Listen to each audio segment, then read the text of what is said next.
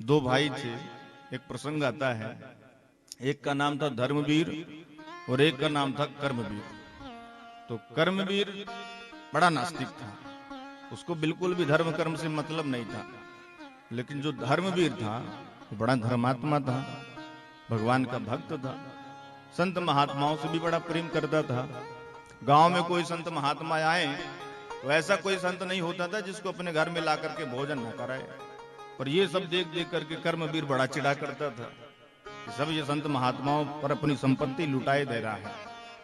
एक दिन की बात, एक संतों की मंडली उसके गांव में एक दिन आई।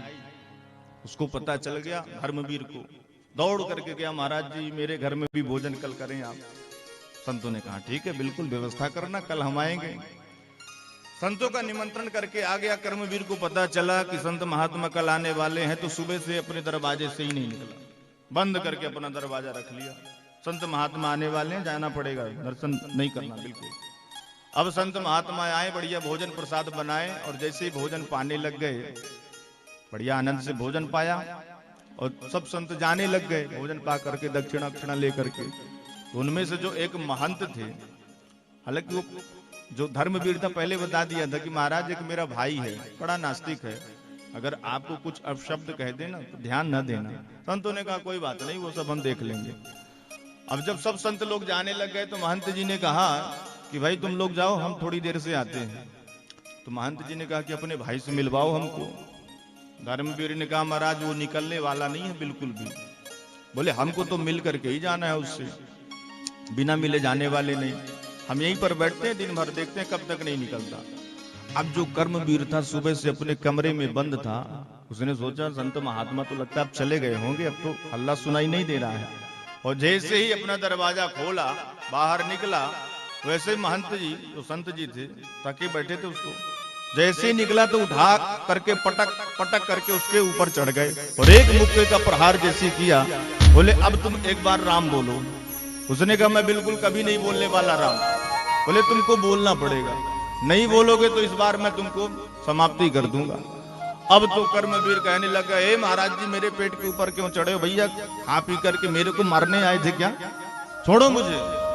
महात्मा जी ने कहा मैं बिल्कुल छोड़ने वाला नहीं, जब तक तू राम नहीं बोल देगा छोड़ूंगा नहीं।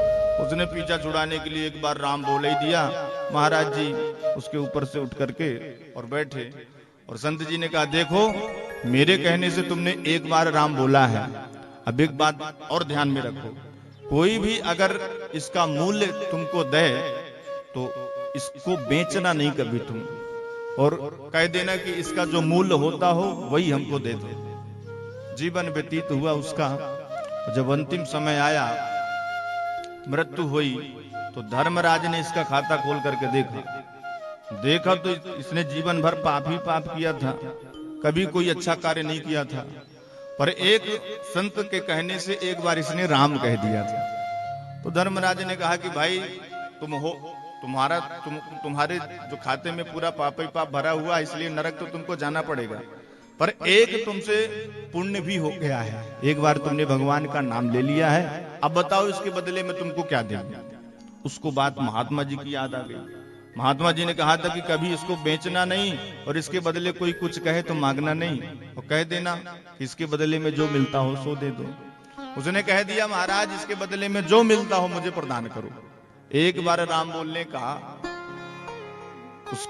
उसके बदले में जो भी हो दे दो मुझे, मैं यही चाहता हूं। धर्मराज ने सोचा कि राम, एक बार राम बोलने का महत्व तो मुझे भी नहीं पता है, क्या दूं इसको, चल करके इंद्र से पूछता हूं। चलो इंद्र के पास चलते हैं। कर्मवीर ने कहा मैं ऐसे पैदल नहीं जाऊंगा। है तो कैसे जाओगे भाई, मेरे को लेकर के चलो पालकी में। अब तो एक तरफ लग गए यमदूत और एक तरफ धर्मराज, और पालकी में लेकर के उसको पहुंचे इंद्र के पास। इंद्र ने कहा किसको लेकर के आए हो। यमराज ने कहा महाराज बड़ी समस्या हो गई है, ये एक बार भगवान का नाम लिया है और कह रहा है कि एक बार भगवान के नाम के बदले जो मिलता हो मुझको दो। अब बताओ आप ही भगवान के नाम का महत्व क्या होता है। इंद्र ने कहा कि भगवान के नाम का महत्व तो हमको भी नहीं पता क्या होता है, चलो ब्रह्मा जी के पास। तो एक तरफ इंद्र लगे और एक तरफ यमराज, और पालकी में बैठा कर्मवीर मुस्कुराता हुआ जा रहा है। ब्रह्मा जी के पास पहुंचे, ब्रह्मा जी से भी निवेदन किया, महाराज एक बार नाम लिया है इसने, नाम प्रभु का, इसका महत्व क्या है? ब्रह्मा जी ने कहा, भाई ये तो हमको भी पता नहीं, लेते तो हम भी हैं, और सबसे ज्यादा शंकर जी लेते हैं, चलो शंकर जी से चल करके पूछते हैं। अब तो ब्रह्मा जी एक तरफ लग गए, एक तरफ इंद्र और एक तरफ यमराज, एक तरफ यमदूत, पालकी में बैठा हुआ कर्मवीर जा रहा है। पहुंच गए भोलेनाथ के पास, भोलेनाथ से पूछने लग गए, महाराज एक बार राम का नाम लेने का महत्व क्या है, क्या मूल्य है राम का? भोलेनाथ ने कहा, भाई लेते तो हम भी हैं, दिन रात जपते रहते हैं भगवान का नाम, लेकिन अब ये तो हमको भी पता नहीं कि महत्व क्या है, आपको नहीं पता, तो फिर कहां जाएं? भोलेनाथ ने कहा, चलो जिसका नाम है। पहुंच गए वैकुंठनाथ के पास, और भोलेनाथ, ब्रह्मा जी, इंद्र, यमराज, कर्मवीर को पालकी में चढ़ाए पहुंच रहे हैं। और जैसे ही प्रभु के पास पहुंचे, नारायण महाप्रभु के पास पहुंचे, तो सभी ने पूछा, प्रभु आपके नाम की महिमा क्या है, एक बार आपके नाम का महत्व क्या है, ये तो मुझे बता दो। सारी घटना बताई, किसने आपका एक बार धोखे से नाम ले लिया है। तो भगवान ने कहा, ऐसा करो, पहले तो इसको उठा करके हमारे गोदी में बैठाओ। भगवान पहले कर्मवीर को गोद में बैठा लिए, और प्रभु मुस्कुरा करके बोले कि ब्रह्मा जी, अब मैं अपने नाम का महत्व, अपने नाम का मूल्य मैं खुद बता नहीं सकता, लेकिन अब इतना तो आप जान लो कि आप चारों लोग इसको पालकी में बैठा करके मेरे यहाँ तक लाए हो, और ये मेरी गोदी पर बैठ गया, अब इससे बड़ा महत्व और क्या हो सकता है? तो भगवान भी कहने लगे कि प्रभु अब मैं अपने नाम का महत्व मैं खुद नहीं बता सकता। अरे कहूं कहाँ लगी नाम बड़ाई, कहूं कहाँ लगी नाम बड़ाई, राम न सकहि नाम गुण गाई, नाम न सकहि राम गुण गाई।